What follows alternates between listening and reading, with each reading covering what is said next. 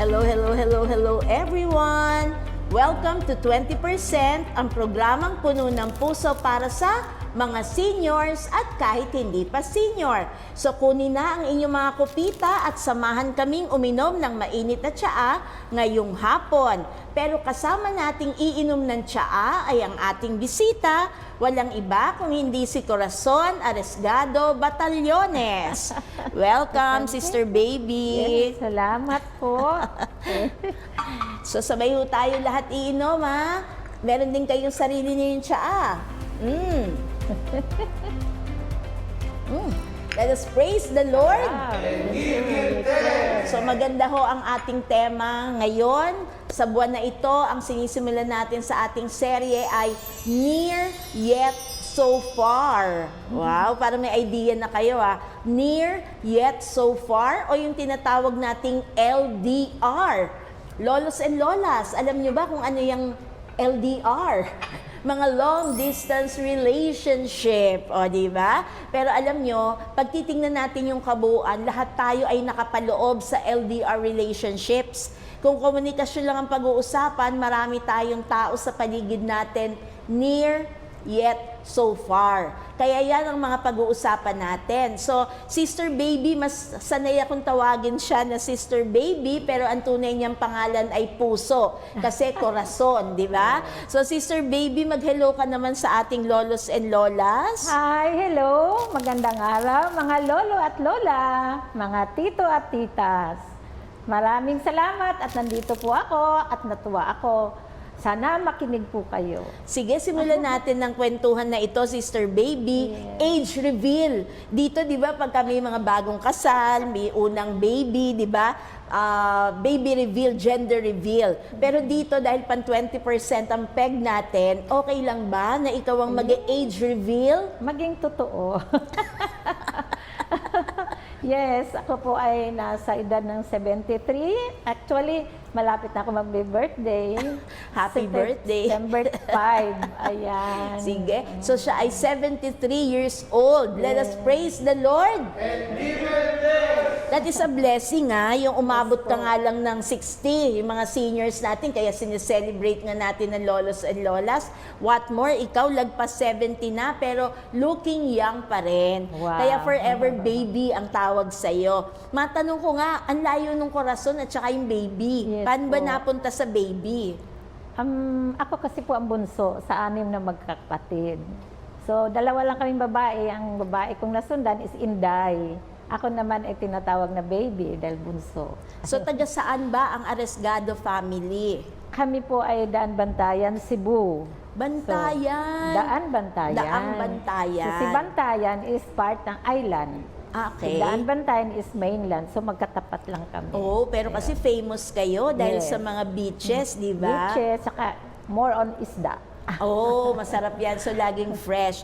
So, Yes. Sister Baby, unang-una, nag-age reveal na siya, lolos and lolas, unbelievable, kasi hindi pa siya mukhang 73. Pero ang gusto ko ring sabihin ay, sa edad niyang yan, siya ay nakaranas na mag-alaga, no, ng iyong mga matatanda. Bagamat sa towards the end of their life, pero ikaw ay may mahabang kwento tungkol sa iyong magulang, no? Yes po. Pwede mo bang banggitin ano ba yung mga napaka-special na alaala mo para sa iyong mga naalagaang magulang? Actually po, ang magulang ko, although matanda na, ang mother ko ay namatay na sa age na 89. Pero before that, ay mahirap ang challenge sa buhay namin dahil we are farmer lang ang magulang ko at plain na housewife. Nagtitinda ng suman ng mother ko. So, sa pag-aaral ko, very challenge sa buhay ko dahil wala kaming papaaral. So, I try my best to do my best na makapag-aral kahit ayaw. So, I really love my parents dahil sa 6 naming magkakapatid, ako po yung nagsusumigasig na mag-aral kahit wala. Pero awa ng Diyos ay siguro gabay at patnubay ng Panginoon dahil sa aming magkakapatid na 6, whatever it is, talagang magsisimba ako kahit nasa probinsya ako noon. So, nakikita ko yung yung palang spiritual life na itinuro sa akin ng aking mga magulang, although hindi sila pala simba, no letter ko na lang nalaman sa sarili ko na kailangan pala gawin ko ang dapat kong gawin para kay Lord. So ako lang din po ang tagapalasimba sa aming magkapatid. So yun, that time ay kami po ay mahirap. So pinilit kong makatapos mag-aral. High school, ako mismo nagpakatulong, 30 pesos a month, iniipon ko siya para lang ma-tuition ko. So ibig sabihin yan, Sister Baby, mukhang mahabang panahon na yun talaga, no? Opo. Kasi kung 30 pesos, Nung time na yun. malaking bagay. So, anong ginawa mo para maidagdag yun? Ano po, yun nga po, Anong trabaho mo noon? nag-ano na po ako, sideline, nagtinda ako doon sa isang lola ko ng bigas. So, yun ang ina-additional ko na pang tustos ng aking pag-aaral. Dahil gusto mo talagang makapag-aral. Yes, Pero after yung that. lugar ba ninyo, balikan natin yung Daang Bantayan. Daang Bantayan. Opo. Ano ba, malapit ba kayo sa simbahan? May access ba kayo sa paaralan? O yan ay medyo malayo-layo na kailangan mo magbiyahe pa talaga? Nasa baryo po kami. And then mga 1.5 kilometer pagka lumakad papunta magsimba. So nung nag-aral na ako, since ako'y nag-sideline, magtitinda ako ng gabi from the school, doon sa lola ko, malapit na sa church, saka malapit sa simbahan. So sa St. Martin de Porres ako nag-high school, sinisikap ko po yun everyday na ganun ang nangyayari sa buhay ko. So buti sinuportahan ka man ng magulang mo at mga Yes. kapatid, hindi kumontra, no? Hindi kumontra na, hoy, imbis na tumulong ka lang dito sa bahay, sa ating ano ba yan, bigasan ng iyong lola, di ba? Ba't ka pa mag-aaral? Wala namang ganon. Walang kontrahan. Supported Wala po ka kasi talaga. sila po, excuse me, ang mga kapatid ko ay wala talagang intensyon na mag-aral. At nung awa ng Diyos, nakagraduate ako ng high school, hanggang dyan ka na lang. Babae ka, hindi ka pwede nang mag-aral pa kasi mag-aasawa ka lang. So it's a great challenge for me dahil gusto kong mag-aral. So, lumayas ako sa bahay. Wow. Umalis po ako. Saan ka gusto naman kong mag-aral. napunta? Napunta ako sa Cebu City, sa pinsang buo ng mother ko. Pagkatapos po, I introduced myself na tulungan ako at gusto kong mag-aral. So, I work sa araw at aral ako sa gabi. So yan po ay isang ehemplo natin ng pinag-uusapan natin na near yet so far. Yes. Near kasi magkakasama kayo, intact kayo, pero iba-iba yung inyong priorities na Yes po. tinatawag that you had to live. At yung pag-alis niya, by long distance yun. Kasi sa murang edad, hindi ba, at yung term na ginamit mo, layas, ibig sabihin hindi ka pinayagan. Ganun ba Opo, yun? Opo. Pero Hinanap nagpaalam ako. ka naman? Alam nila na nasa city ako at sa kapatid ng father ko ako nagstay. So hindi naman So, ibang tao, hindi kapamilya naman pa po. rin. Opo, opo. So yon, that's my life. And then after that, natuwa ako dahil nasa first na kinuha kong course is 2 years, secretarial. But I'm trying my best pa rin. Tuloy ko pa rin mag-aral. Hindi ko alam na ano bang kurso kukunin ko, yung ganon. Then after that, after nung nakagraduate ako, yung pala may exam doon kung ano ang kailangan mong kunin para sa major subjects or something ganon. Abay, pumasa ako sa accounting. Aba. Ayun pang napakahirap. Na hindi mo inaasahan yan. Pero Sister Baby, mahirap yung long distance. So naiwan ng buong pamilya mo, Yes. tapos ikaw lang ang nakipisan sa isang kamag-anak. Opo. So how was it? Madali bang mamuhay na malayo sa pamilya mo at ikaw ay nakikisama sa ibang tao? Nahirapan po ako, pero I have to adjust. I pray myself na kailangan ako marunong makisama. At every end of the month, umuwi ako sa bahay. Just to visit my parents. So pag umuwi ka naman, hindi ka pinapagalitan. Hindi po, kasi na-realize nila kung ano talagang pagsusumigasig kong mag-aral. Dahil ang mga kapatid ko raw ay wala silang ikakabahala dahil ayaw man mag-aral. So yun. That's it. After So, that, ibig sabihin, binigyan ka na rin nila ng blessing na, Yes, sige. opo. So, sa simula lang yung Lias effect, no? Pero na-adjust din nila ang kanilang sarili na may isa silang anak na hindi Yes. kapisan, nasa medyo malayong lugar. opo. And then nung mag-graduate na po ako, they are very happy dahil nakita nila na yung hirap ko, yung challenges ko sa buhay ko na kahit lumayas ako, nagkaroon pala ng bunga. So, ako naman na-realize ko na true spiritual life, na napakalaking porsyento pala nung buhay ko noon na kailangan mauna si Lord. So, nung Kasi nangyayari yun ang yan, di ba, nangyayari sa education buhay ko. ang priority mo. Yes po. So, nandun ka sa inyo, nagsuserve ka sa St. Martin De Porres. de Porres. No. Nung nandun ka na sa Cebu City, ano na ang... Actually po sa Santa Rosa na parokya. Nung bata pa ako, doon po ako nag-serve. Nung nasa city na po ako, yun ang aking journey ng buhay ko na nung mag-accounting na ako, hindi ko na kaya.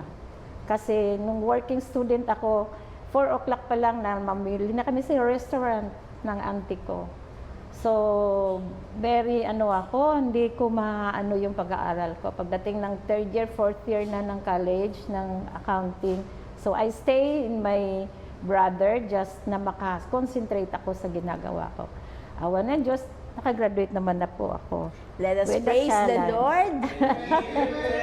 So, ang daming ang daming challenges along the way. Yes Pero ngayon po. na binabalikan mo, parang ang dali-dali na lang noon.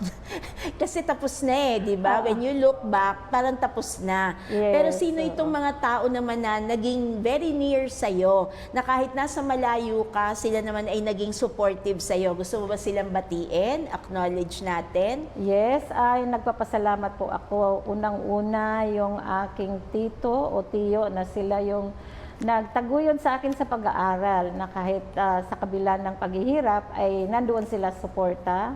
Ang magulang ko, ang kapatid ko po, na-challenge po ako sa kanya dahil lagi akong kinukontra na hindi daw ako makatapos mag-aral. Dahil pagka may nakikita ng liligaw, nagagalit, binabantayan ako. And then Baka naman kasi ang daming nanliligaw. Kaya nanenervyos sila na baka pag-aasawa lang ang pupuntahan mo. Pero alam mo, nagpapasalamat ako. Kaya dahil, yun pala, pagka mayroong mga challenges, mayroong kumukontra sa iyo, lalo akong lumalakas. Dahil, ini-offer ko ang buhay ko sa Panginoon. And the more na na-challenge ako, nung graduate ako, bago ako mag-graduate, sabi ng kapatid kong panganay, hindi makagraduate yan, magpaputol ako sa liig ko kung makatapos yan. So nung ako'y nag-graduate na, ipinakita ko sa kanya yung sincerity ko bilang siyang kapatid, hindi ako nagtanim ng galit. Doon ko Amen. inaakyat sa kanila nung galing ako sa school, sa graduation, umiyak siya. Pero nothing na may narinig sila sa akin or sa kanya. Wala na. It seems na sa sarili ko, humingi na rin siya ng tawad doon sa kanyang sinabi.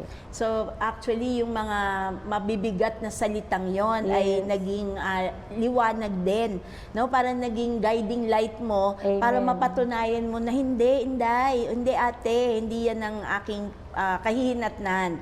Kaya nais ko naman basahin ngayon ang Ebanghelyo ayon kay San Juan. Ito'y tungkol sa Espiritu Santo. Ang sabi dito, I will ask the Father, and He will give you another helper, so that He may be with you forever. The helper is the Spirit of truth, whom the world cannot receive, because it does not see Him or know Him. But you know Him because He remains with you and will be in you.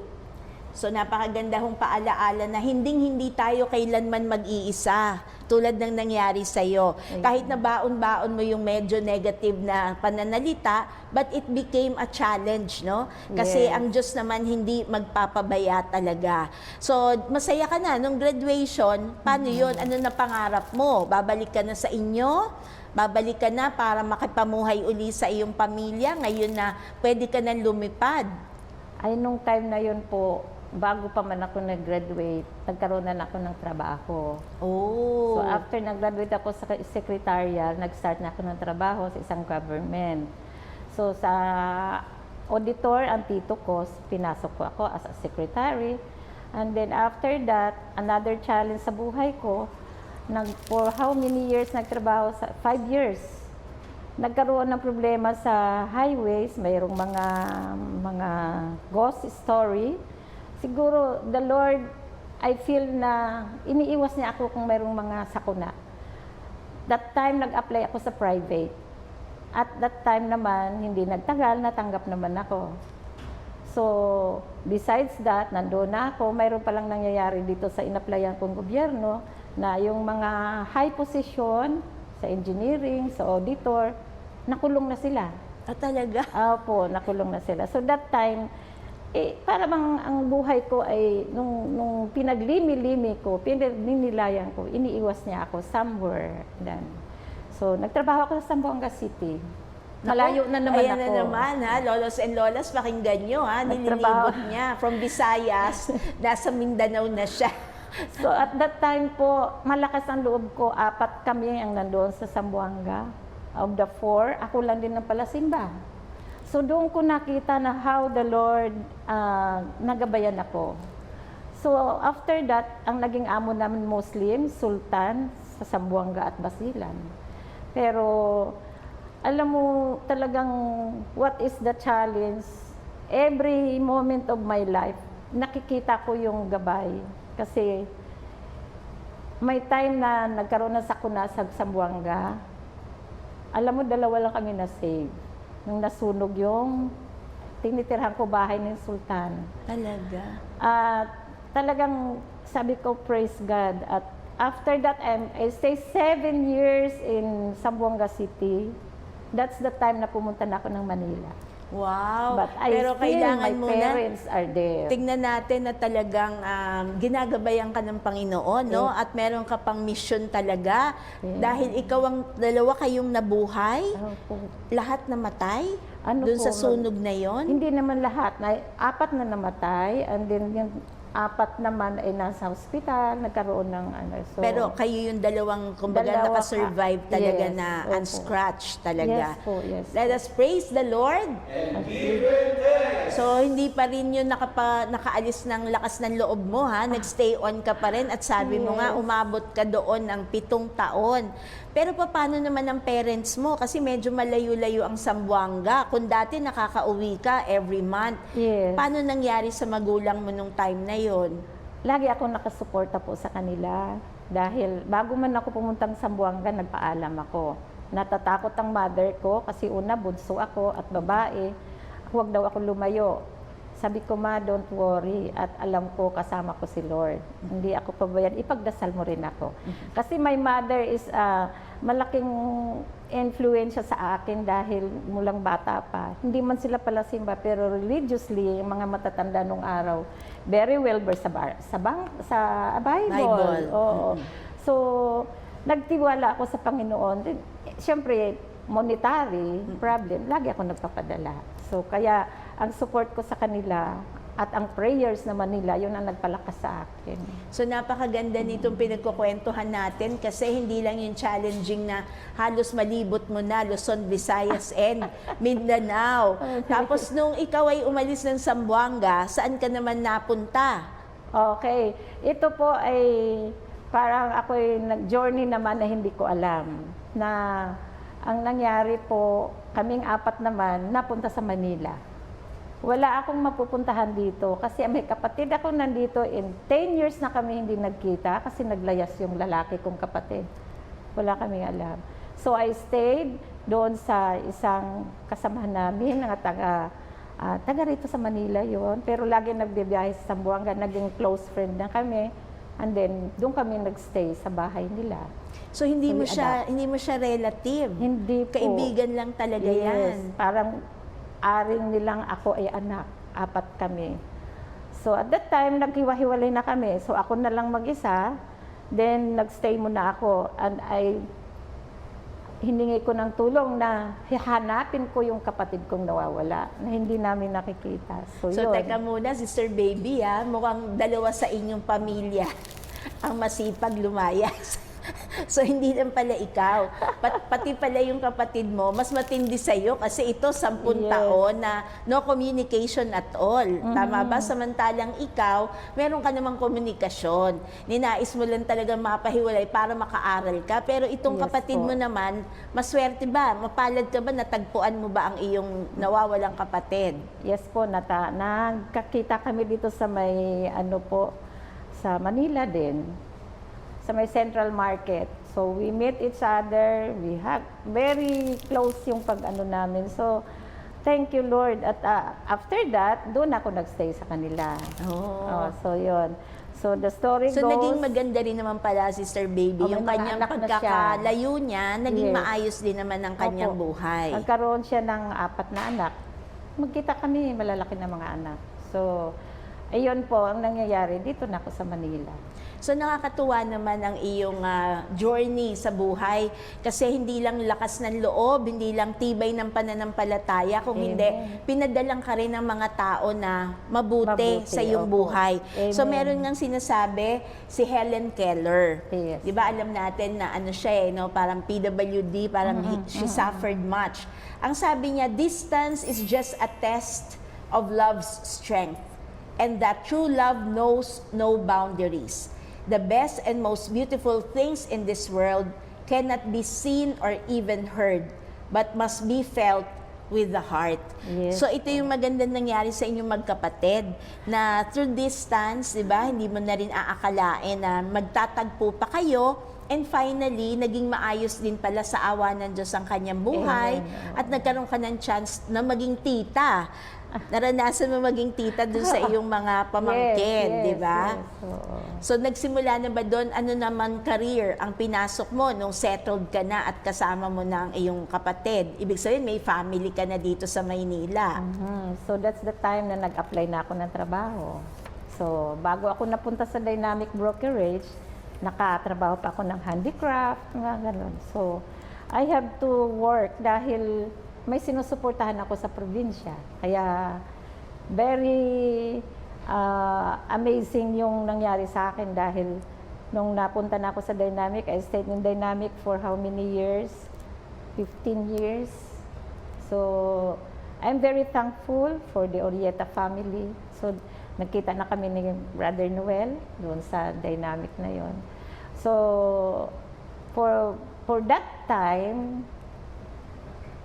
mayroon akong i-reveal na doon ko nakikita ano ang kapangyarihan ng Diyos. Dahil nung si Boss Donald, nung nagkasakit na siya from States, nagtayo siya ng prayer meeting. So the Central Bank will assist us to have a series of CLSS. So yun, nakita ko po yung kanyang galaw ng Panginoon na nagkaroon kami ng prayer meeting.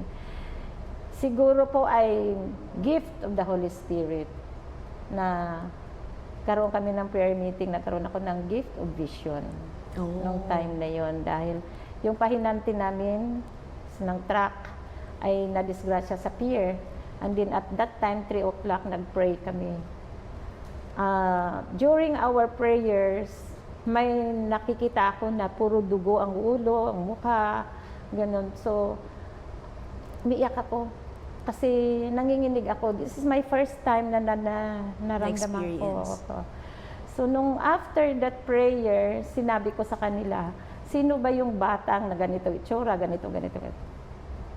So, yung pala bagong pahinante, yung pala nasa pier sila, nahulog pala siya doon sa, yung backhoe ba yun, yung mga ganun. Anyway, si Boss Popoy, maya-maya may tumawag na si ganitong pahinante natin nahulog, ganito. Maya-maya, nandiyan na sa baba sa office, puro duguan, dinala na sa ospital. So, at that time, we keep on praying for him. Kasi parang naano yung ulo niya nadaganan sa bakal. So, sabi nila, ako, baby, bakit nagkaganon? Sabi ko, Lord's way. Kasi nagdasal tayo So, alam mo, nabuhay yung bata. Wow, let us Nabuhay praise yung the bata. Lord. Kung hindi, isang very fatal accident yon. Yes Isang po. aksidente talaga, pero matindi kasi pag ulo talaga ang tinamaan. Pero salamat sa grasya ng Diyos. Una, salamat sa kay Boss Donald, Yes, na siyang ang naging instrumento. daan para magkaroon kayo ng prayer group. May Yeah. pangalan ba yung prayer group nyo during that Dynamic time? prayer community. Wow, talaga may prayer community talaga. At through him, no, napakaganda na yung may-ari ng kumpanya Yes. ang nag-akay, no, para magkaroon ng renewal yung buong office community ninyo. Natatandaan niyo pa ba kung sino sa Central Bank ang nag-lead ng mga LSS nyo? Hindi ko na matandaan, ma'am, kasi yung marami sila yung team ng charismatic community ng Central Bank. Ay mga resign na rin, mas matanda pa sa akin. Oo, sigurado. So isa doon na naalala ko yung si Linda Aguilar dahil taga Central Bank siya, kaya kasama-sama siya noon. And then assisted by DPWH community na sila po ay pumupunta din kasi magkalapit lang kami doon ng office ng DPWH. So talagang iba po ang isang kumpanya o isang pamilya na nakaugat ang pagpapanalangin sa Panginoon na dapat pamilya ang manalangin kaysa opisina ka, kaysa bahay ka. Must be isang panalangin ang pamilya, that the family that prays together stays together. That's true. Kaya yan nga ang nangyari, di ba? Yes po. Nasa malayo yung kaganapan pero na-envision mo na may ganung pangyayari. Kaya kumbaga naunahan na ng panalangin na ma-protect ang batang yan, hindi ba? Yes, At yes. sa awa naman ng Diyos pinakinggan ang inyong panalangin. So nakakatuwa, ang panalangin pala ang nagiging daan kung paano napapagdugtong, hindi ng Amen. distansya. Kahit na nandyan lang, pero kung wala namang komunikasyon sa Panginoon, talagang magkakalayo-layo. Amen. Pero ito sa iyong mga sinishare sa ating lolos and lolas, pinag-ugnay ng panalangin. So si Sir Baby, ang long distance relationship ba para lang sa paghahanap buhay mo at pag-aaral? Kumusta naman ang love life? Wow, maganda yun. Pag-usapan natin. Ayan, so palagay ko, kumusta ang oras natin, pero Opo. yan ba ay considered na long distance relationship din? Yes. So oo. maaari mo ba kaming kwentuhan sa susunod na Lunes na ipakita naman natin dito paano naman yung mga loving-loving ng mga nasa malayo? Kasi parang sinanay ka sa buhay no? Opo. Napalayo ka nung nag-aaral ka, napalayo ka rin sa pamilya mo nung ikay naghahanap buhay na. So ano kaya ang buhay sa likod ni Baby Aresgado Batallones pagdating sa kanyang love life? Amen. Pero wag natin silang bitinin, baka gusto mo nang batiin ang iyong love of your life. Oh. Wow, very nice. Kaya aking mga mahal sa buhay, for this opportunity, ako yung nagpapasalamat sa suporta sa aking mga anak na actually ngayon medyo tense ako dahil umalis kami ng bahay, ang asawa ko nasa simbahan, walang tao, may sumabog daw sa loob ng bahay. But then, I am here to share with you for the next episode at abangan niyo pa po dahil medyo kakaiba naman ang kwento sa love life affair ko. Maraming salamat Let po. us praise the Lord. Sige, aanyayahan natin Sister Baby na tayo ay i-lead sa panalangin. Okay. Prayer to Saint Anne, Father, Son, the Holy Spirit. Amen. My family is the heart of my life. It is my little church. Saint Anne, guard the members of my family against all physical and spiritual danger. May we remain united in deep mutual love. Keep us faithful to the Lord. May we remain attentive to the needs of other families. Protect all families. Amen. Father, Son, the Holy Spirit. Amen. Let us praise the Lord. Indeed. So, kami nagpapasalamat. Si Sir Baby, maraming salamat. And with that note, alam ninyo, sa panghuling pananalita ni Sister Baby, meron ng paghinga. Kasi dun sa panalangin niya, protect my family. Ang hindi ho nalalaman ng lahat ay, sabi nga niya, nagkaroon ng aksidente sa kanilang tahanan habang nandito at tayo ay nagsasama-sama sa ating 20%. Pero salamat sa Diyos, lahat ay safe. Amen. Walang property na nasira. Tulad din ng kinuwento niya, no? Nung bata-bata pa siya, nasunog ang lahat. pero kasama siya sa Survivor. Kaya lolas and lolas, magpatuloy tayo at abangan natin ang love story ni Sister Baby Aresgado Batallones. We'll see you again on Monday. Bye-bye! Bye!